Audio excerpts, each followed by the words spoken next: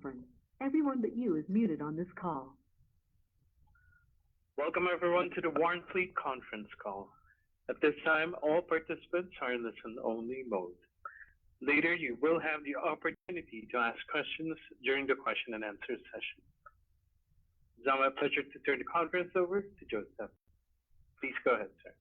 All right, thanks, Luke. Hello, welcome everybody. It is the last Tuesday in May. Hard to believe it, but we're getting close to summertime. You got myself, Joe Stephan, Director of Van Operations, and Ben Cochran, Director of Safety.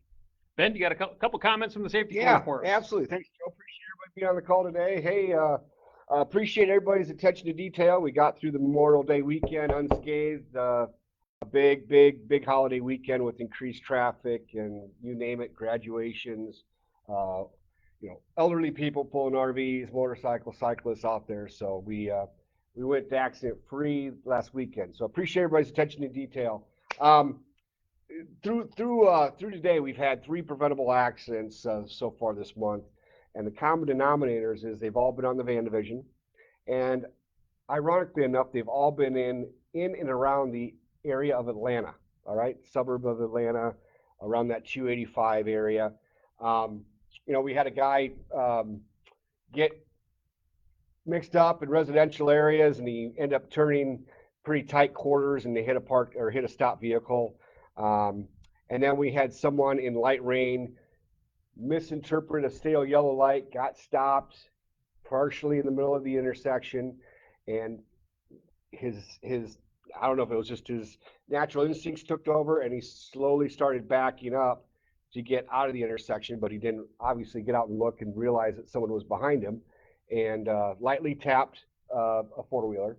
And then last week, before the holiday weekend, we had a lane change accident in Conyers, Georgia. So the common denominator is, newer operators within 4 months, all around the area of Atlanta, Georgia, and hitting four-wheelers.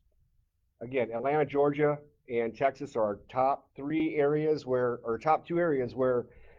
litigation is a huge possibility. Matter of fact, on that intersection, low-speed strike, they were perfectly fine at the time of the crash, but now they are attorney represented, and it's going to be a lot of money to cost of defense. There was no injury. There's hardly any damage to the vehicle, but the fact that there's legal representation now means it is going to cost a lot of money to defend, and nobody wins. It's a preventable accident. So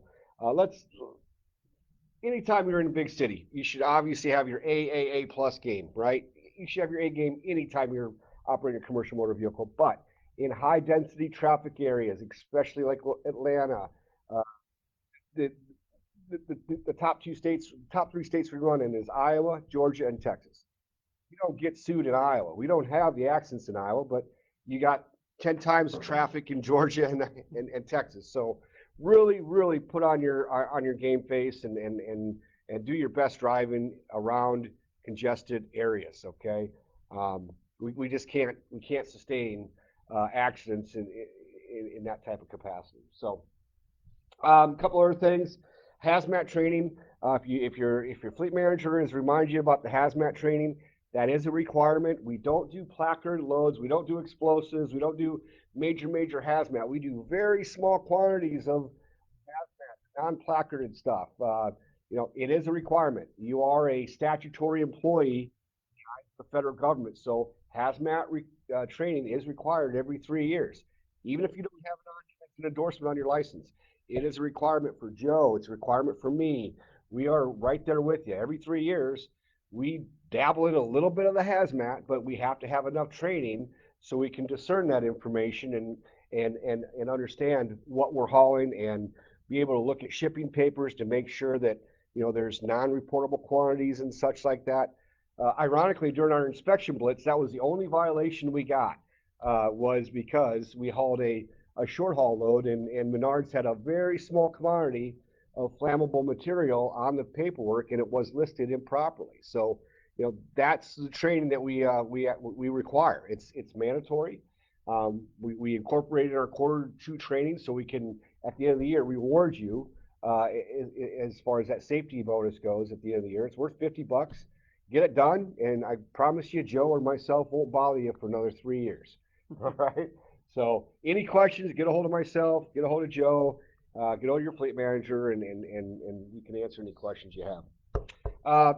May also is a time for your liability insurance cards. I know I mentioned this a couple weeks ago, but now is probably a good time to go through your permit binder to make sure you have your proper registration, you got your IFTA, also your liability insurance card. That expires the 1st of May.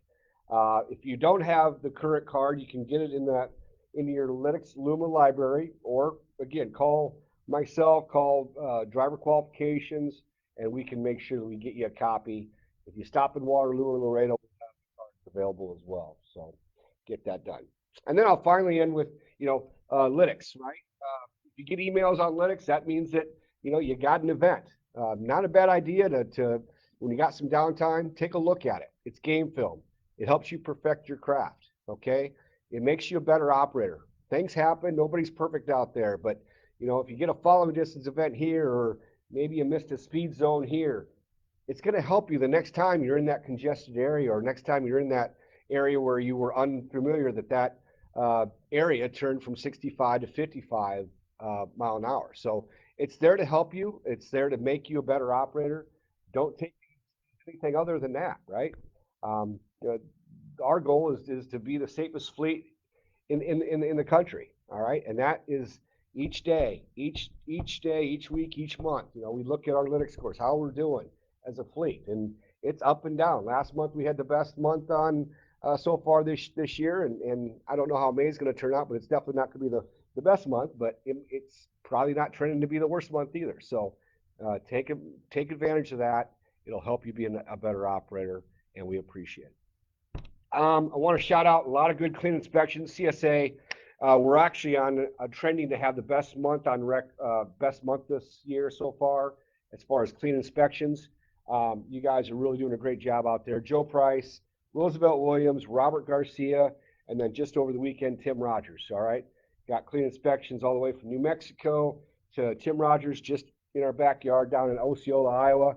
They are not easy to get a clean inspection in Iowa, and he got a level 2. So appreciate all the hard work you guys do by obeying the speed zones, by doing a proper pre-trip, making sure you do not have defective equipment, especially the tire pressure in your inside drives, which seems to be always an issue every once in a while, but we've gone a long time, relatively speaking, without a tire violation. I hope I just didn't curse myself today, but usually I do. But don't believe in luck. Do a great job, and May's really going to end up being, after a rocky first week, we've really righted the ship and have had an outstanding 3.5 weeks since then.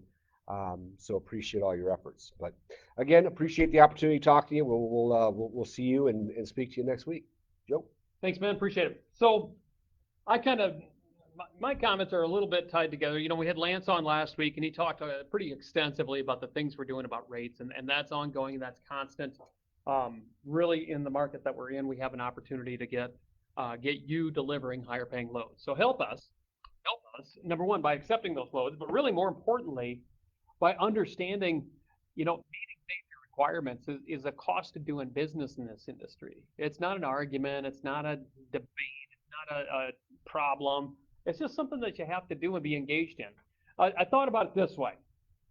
If I am going to get hit by somebody else and then they sue me, I wanted to think about, well, what would be the most likely way I'd be able to win when they sued me, even though I may or may not have the data to support that? Well, do you think if I had a pretty engaged track record of taking care of my driving behaviors, understanding that I'm not perfect and I'm going to be engaged in the safety program at which I'm a part of, or do you think it's going to help me if I'm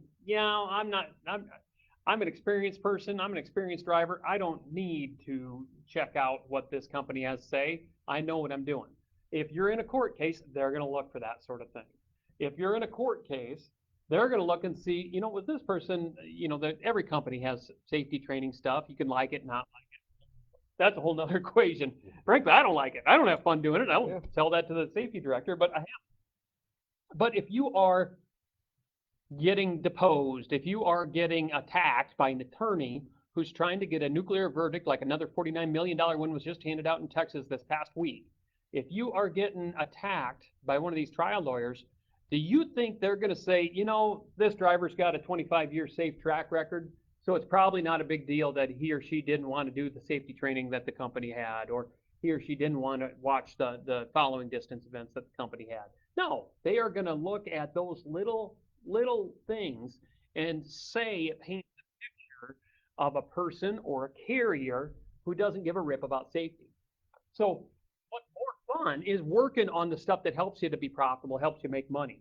But if we got to dig down into all these little details to try to just get into simply compliance on the safety side of things, it prevents us from helping find the ways for you to make more money. Because really that's what we're here to try to do. We want to operate safely. We have to operate safely. And once you do that, such that we're not having conversations about it, it's just a given. You, the contractor, like so many of our contractors out there, just operate safely. Then your focus and our focus is going to be solely on putting the loads together. Just imagine if you're distracted from putting the loads together because you always have to be talking about safety. It's going to be harder to have the system work. So help us to get you higher rates. Help us to cut your deadhead. Help us to get more money into your pocket by taking care of the safety on the front side on your own without having us chase you down. That's my message for today. The other message about it is, even if you don't like it, we're not the boogeyman, folks. The Federal Motor Carrier Safety Administration says because you operate under the Motor Carrier's Operating Authority, the motor carrier is responsible for ensuring that all leased drivers, independent contractors, are properly trained, tested, and certified before handling hazardous loads. You may say, I don't handle hazardous loads.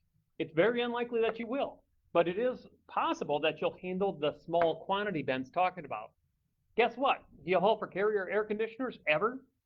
Then you've handled a small quantity of hazmat cargo, and you're subject to this thing. But the larger picture is, it's a requirement from the DOT, from the FMCSA, that we as a carrier, since we hold the U.S. DOT Hazardous Material Safety Permit, we must require all independent contractors to follow the rules that are given to us by the FMCSA.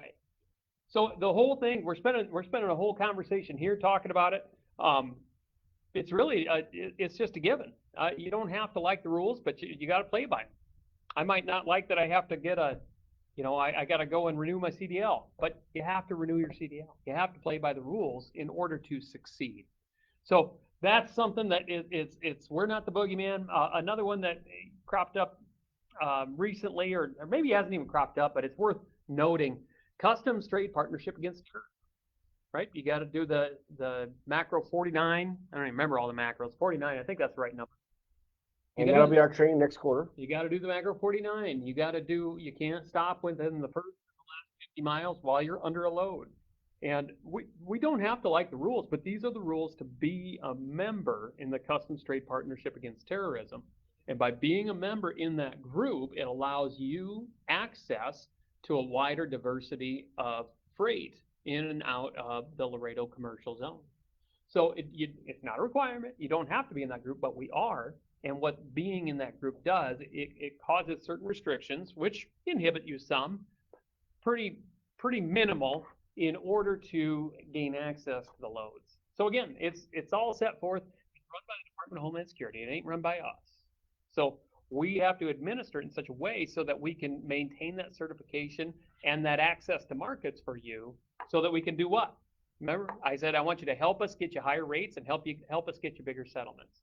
So if we're bogged down going through, checking a route deviation and we can't get you on the phone because you stopped for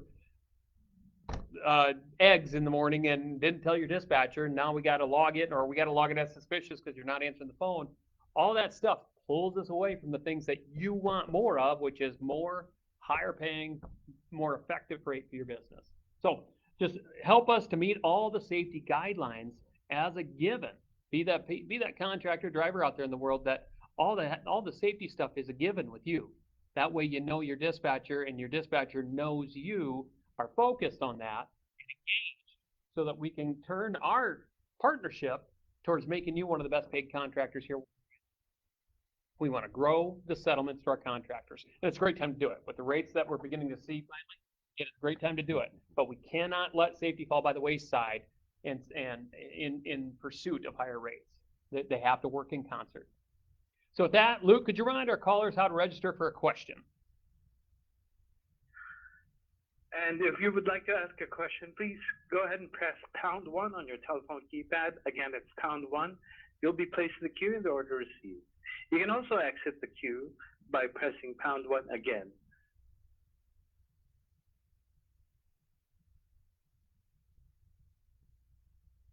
Again, if you have any questions, please go ahead and press #1.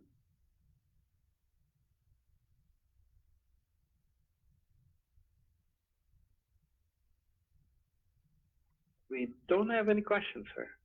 All right. Well, I appreciate everyone for being on the call today or checking in on Facebook. And I really appreciate is the hard work that you're all putting in and the effort you're putting in towards making us a safe, reliable, and profitable company for yourselves.